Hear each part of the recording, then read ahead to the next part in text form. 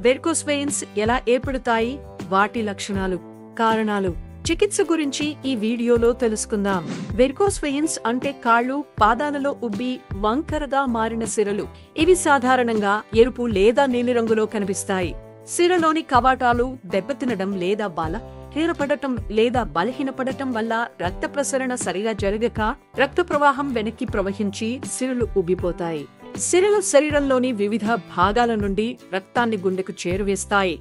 ఇవి రక్త ప్రవాహాన్ని ఒకే దిశలో ఉంచే కవాటాలను కలిగి ఉంటాయి.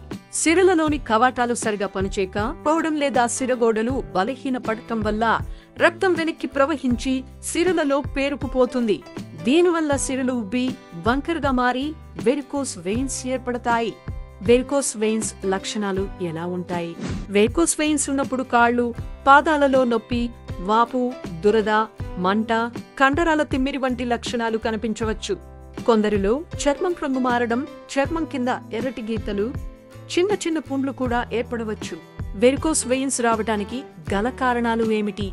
వంశపారంపర్యంగా వయసు పెరిగే కొద్దీ అధిక బరువు, గర్భం, ఎక్కువసేపు నిలబడటం లేదా కూర్చోవడం వంటి కారణాల వల్ల వెరికోస్ వెయిన్స్ వచ్చే అవకాశం ఉంది. వెరికోస్ వెయిన్స్ కి ఎలాంటి చికిత్సలు అందుబాటులో ఉన్నాయి? వెరికోస్ వెయిన్స్ చికిత్సలో కంప్రెషన్ స్టాకింగ్లు, మందులు, ఇంజెక్షన్లు, లేజర్ చికిత్స లేదా శస్త్రచికిత్స వంటివి ఉంటాయి. వైద్యుడిని సంప్రదించి తగిన చికిత్స తీసుకోవడం మంచిది.